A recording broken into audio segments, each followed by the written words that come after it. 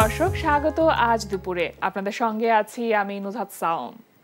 সবাইকে শুভেচ্ছা জানিয়ে শুরু করছি আজ দুপুরের আজকের আয়োজন। আজ থাকছে সংস্কৃতি, এনটিভি অনুষ্ঠান সূচি ও দুপুরের অতিথি। প্রথমেই থাকছে সংস্কৃতি। লালমাটিয়ার 1/1 ব্লকের দ্বীপ গ্যালারিতে অনুষ্ঠিত হচ্ছে 5 জন শিল্পীর দলীয় চিত্রকলা প্রদর্শনী জিজ্ঞাসার সিলসিলা। প্রদর্শনী চলবে 5 জুলাই পর্যন্ত। উত্তরার গ্যালারি কায়ার 21তম প্রতিষ্ঠা বার্ষিকী উপলক্ষে গ্যালারি কায়ায় অনুষ্ঠিত হচ্ছে 35 জন আধুনিক ও সমসাময়িক শিল্পীর দলীয় চিত্রকলা প্রদর্শনী। প্রতিদিন বেলা 11টা থেকে রাত 8টা এই সময়ে প্রদর্শনী চলবে 12 জুলাই পর্যন্ত। এবার এনটিভি অনুষ্ঠান সূচি। এবার জানিয়ে দিচ্ছি এনটিভির আজ রাতের বিশেষ বিশেষ অনুষ্ঠানগুলির সময়সূচি। সন্ধ্যা 6:15 সরাসরি সম্প্রচার হবে সমসাময়িক বিষয় নিয়ে অনুষ্ঠান সংলাপ প্রতিদিন।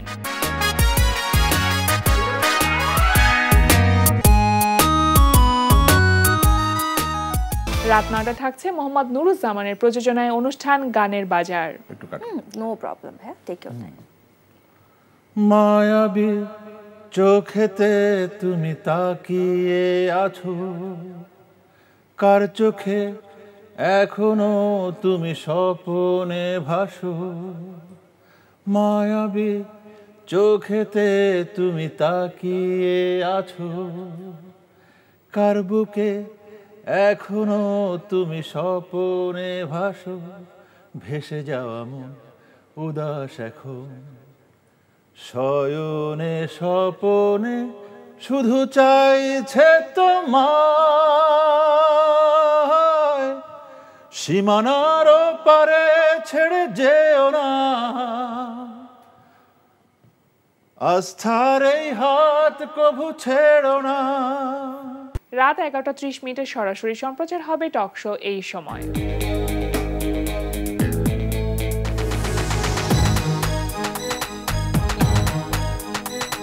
এই ছিল এনটিভির আজ রাতের বিশেষ বিশেষ অনুষ্ঠানগুলির সময়সূচি। এবার দুপুরের অতিথি। প্রিয় দর্শক, আমাদের আজ দুপুরের অতিথি উচ্চাঙ্গ ও নজরুল সঙ্গীত শিল্পী প্রফেসর ডক্টর আফরোজা ইয়াসমিন। শুভ দুপুর আপা। শুভ দুপুর আপনাকেও। কেমন আছেন? আমি ভালো আছি। আমি এনটিভি টিভিকে ধন্যবাদ জানাচ্ছি আমাকে এই অনুষ্ঠানে আমন্ত্রণ জানাবার জন্য, এবং এনটিভি দর্শক শ্রোতা যারা আছেন তাদেরকেও আমি শুভেচ্ছা জানাচ্ছি।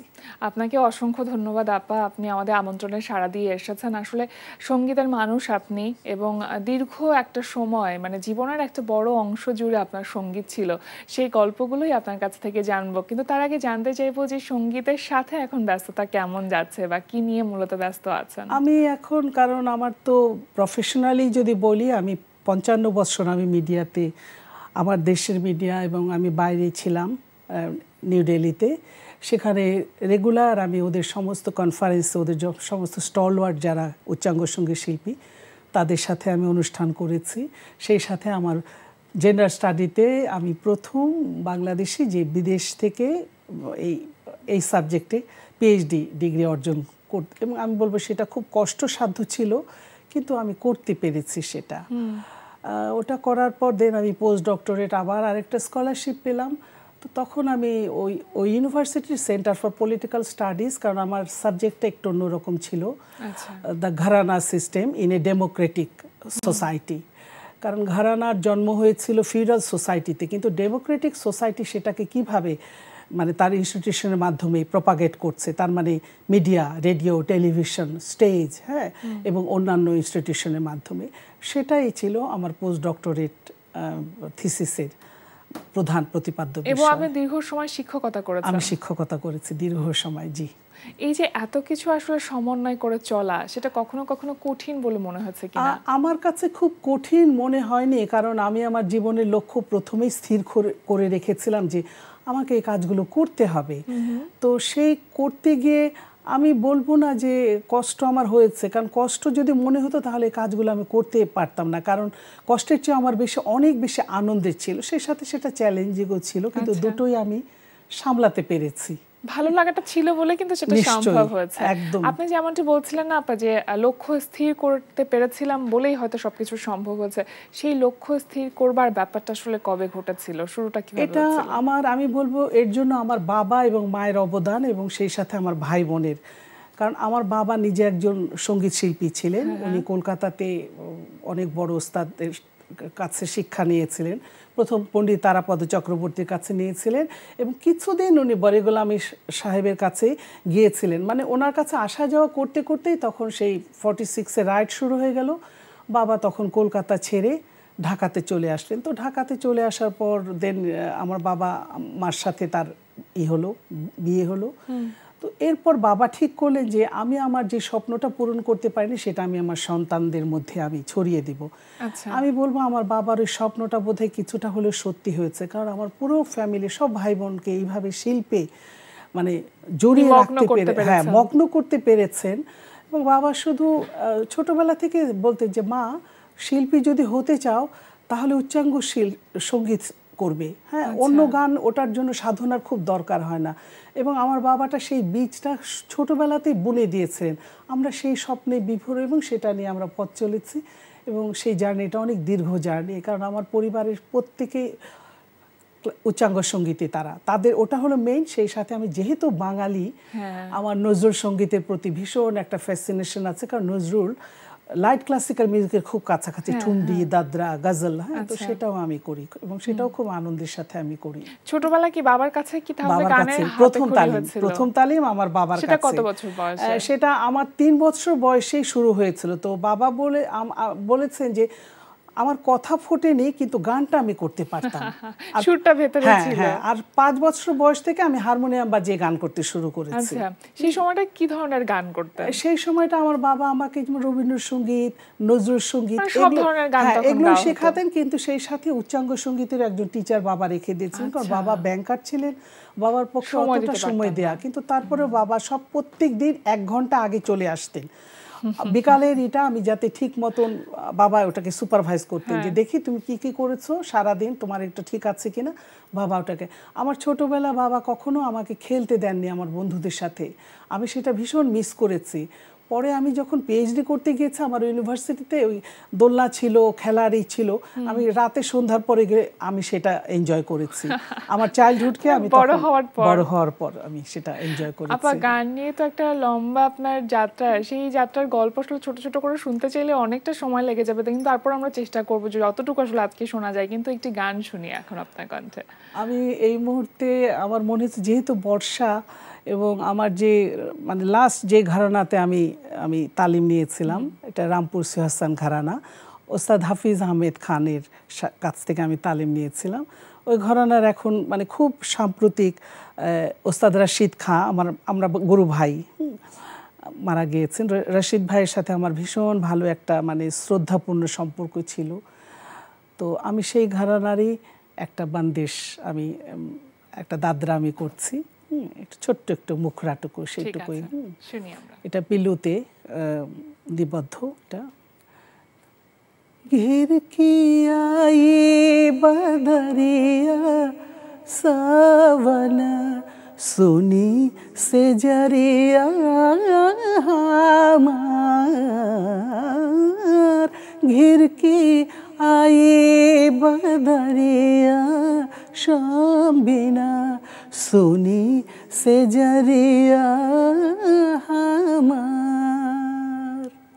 बदरा गरजत बिजुरी चमकत, बजरा गरजत बिजुरी चमकत, परता बुंदना पोहार पोहार,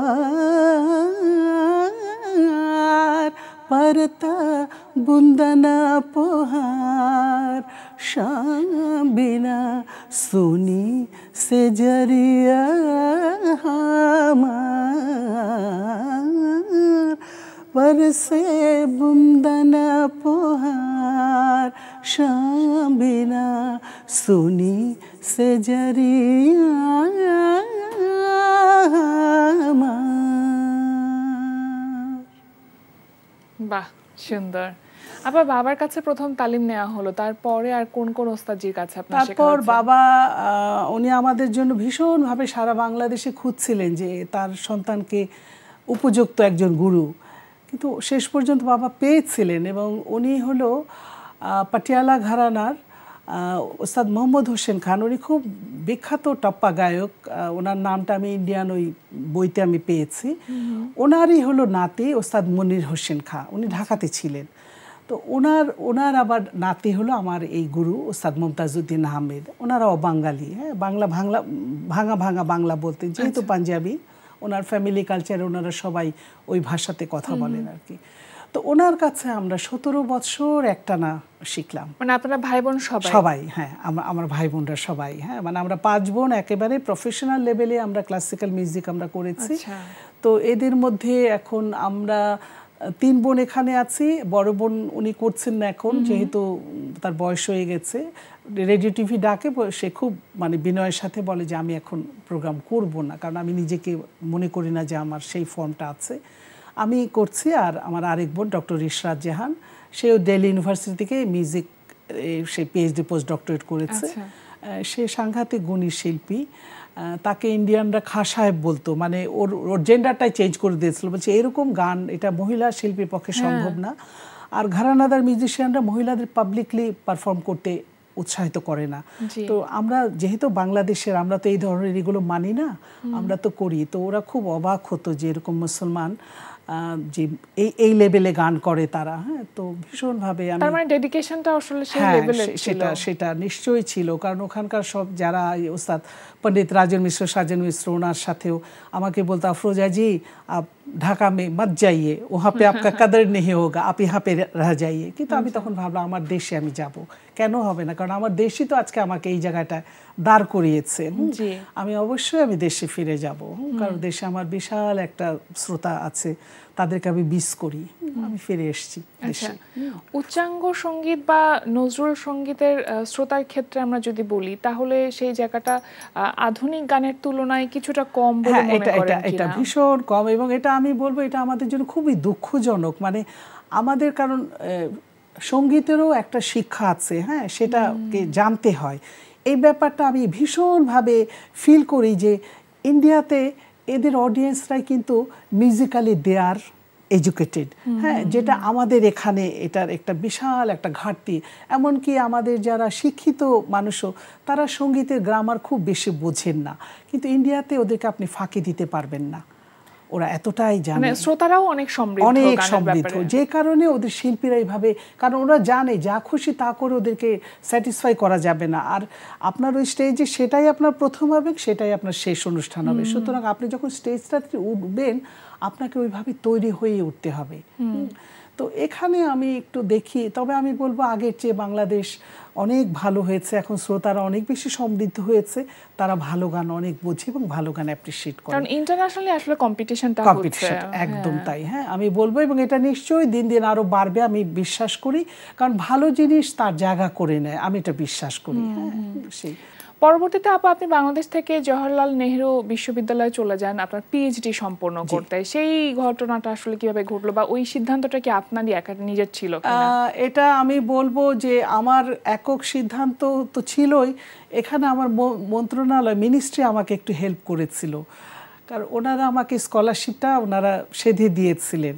তো বললো যে আপনি যেই ধরনের গান করেন, আপনার জন্য আপনার ইন্ডিয়া হলো বেস্ট হবে, আপনি আপনার পিএইচডিটাও করতে পারবেন, আপনার গানটাকেও আপনি কন্টিনিউ করতে পারবেন। আমি সেই জন্য থ্যাঙ্কফুল টু মাই মিনিস্ট্রি, হ্যাঁ, যে তারা ওই পর্যন্ত চিন্তা করেছিলেন। এবং সত্যি সত্যি আমি যাওয়ার সাথে সাথে ওখানে সাড়া পড়ে গেল যে বাংলাদেশ থেকে এরকম একজন শিল্পী এসছেন।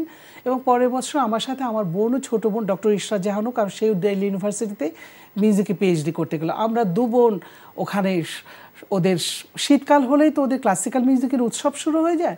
ওদের বিভিন্ন স্টেটে আমরা ওদের সমস্ত স্টলওয়ার্ডদের সাথে আমরা উচ্চাঙ্গ সঙ্গীত করে বেরিয়েছে, হ্যাঁ, এবং কিছু পেপার ক্লিপিংস আমি আপনি সামনেই দেখতে পাচ্ছেন। এবং ওরা যেটা প্রশ্ন করতো যে বাংলাদেশ থেকে এরকম আমরা কখনো চিন্তা করিনি, কারণ আপনার দেশ থেকে অন্যান্য শিল্পীরা আসে, তারা রবীন্দ্রসঙ্গীত গাইতে আসে, পল্লীগীতি গাইতে আসে, কিন্তু ক্লাসিক্যাল মিউজিক এই লেভেলে আপনাদের কিভাবে এটা সম্ভব হলো? তো আমি তখন বললাম যে এর জন্য আমার বাবাকে ক্রেডিট দিতে হয়, এটা তার স্বপ্ন ছিল, জানি না তার স্বপ্ন আমরা পূরণ করতে পেরেছি কিনা, তবে আমরা সেই স্বপ্নের দিকে আমরা চেষ্টা করেছি যতটা করা যায়। এবং আমার দেশের মানুষের কাছে কৃতজ্ঞতা, কারণ তারা উৎসাহ না দিলে আমরা এই জায়গাটা আমরা আসতে পারতাম না। নিঃসন্দেহে তাই। আবার প্রথম মৌলিক গান কি মানে করা হয়েছে, মৌলিক গান করা হয়েছে কিনা আপনার? আমি ওই ধরনের কোনো অ্যাকচুয়ালি আমি তো আমার বেসটা তো আসলে উচ্চাঙ্গ সঙ্গীত, আমি ওই ধরনের কোনো মানে মৌলিক গান এখন পর্যন্ত যতগুলো গান আপনার রিলিজ করা হয়েছে সবই নজরুল সঙ্গীত। আমি নজরুলেরই একটা আমি সিডি করেছি যেখানে 18টা গান আমার একসাথে, আমি আমার সেকেন্ড, এবং এরপরে আমি গজল শিখেছিলাম, কারণ গজল আমার ভীষণ ভালো লাগে। আমি দিল্লিতে আমি এবারে গোলাম আলী সাহেবের এক শিষ্য ছিলেন নাইম আলী খান, উনি আহমেদ জান থেরকার হলো আপন হলো ভাইয়ের ছেলে।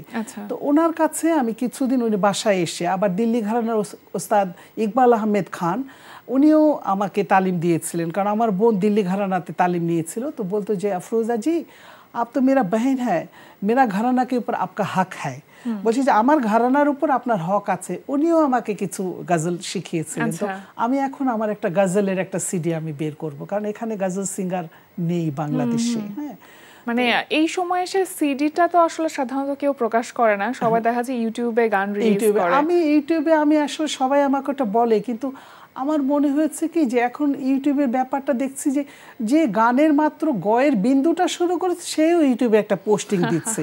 আমার এটা ভালো লাগে না, কারণ এটা ভীষণ একটা গানকে নিয়ে এটা ছেলে খেলার ব্যাপার, এটা খুব সিরিয়াস একটা এবং খুব সেনসিটিভ একটা ব্যাপার, সেনসিটিভ একটাই। হ্যাঁ, তো আমি ইউটিউবের জন্য আমি আমার সময় আমি দেইনি, আমি আমার সাধনা রেগুলার করে যাচ্ছি।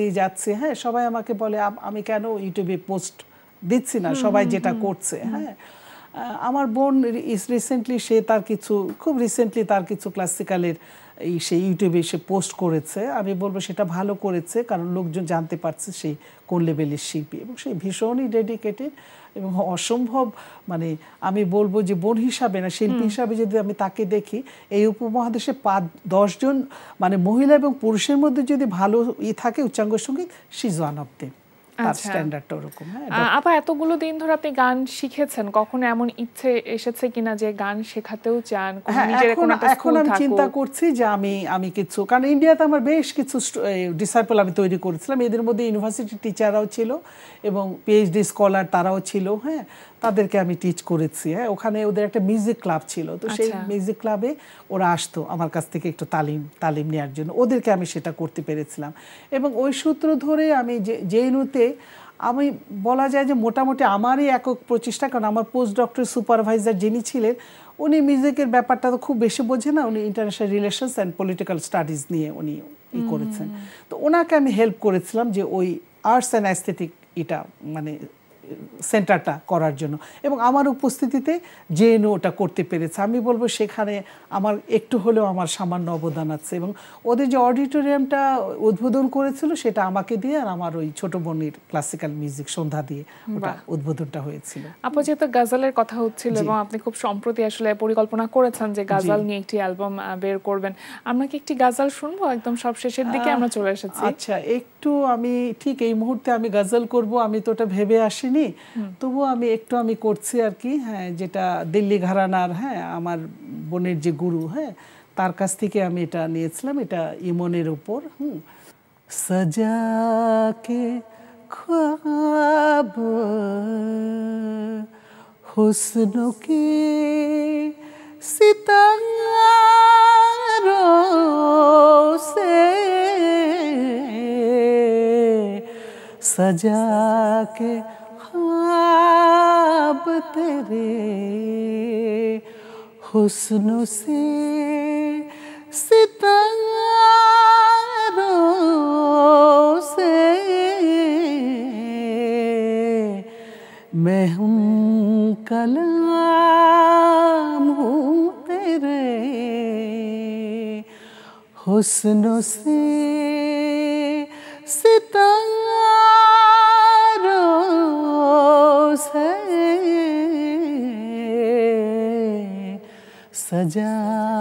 के ख्वाब तेरे।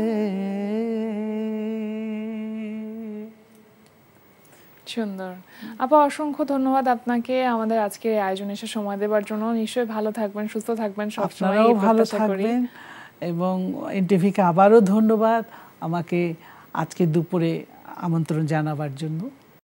প্রিয় দর্শক, আমরা চলে এসেছি অনুষ্ঠানের শেষ প্রান্তে। অনুষ্ঠান সম্পর্কে আপনার মতামত জানাতে মেইল করুন আজ দুপুরে @ntvbd.com এ। বিশ্বের যে কোনো প্রান্ত থেকে যে কোনো সময় আজ দুপুরে দেখতে ভিজিট করুন আমাদের পূর্ণাঙ্গ ওয়েব পোর্টাল www.ntvbd.com। এছাড়া এনটিভি সব জনপ্রিয় অনুষ্ঠান ও খবরের আপডেট পেতে ভিজিট করুন আমাদের ইউটিউব চ্যানেল ও ভেরিফাইড ফেসবুক পেজে। সবার মঙ্গল কামনায় আজকের মতো এখানে শেষ করছি। শুভ দুপুর।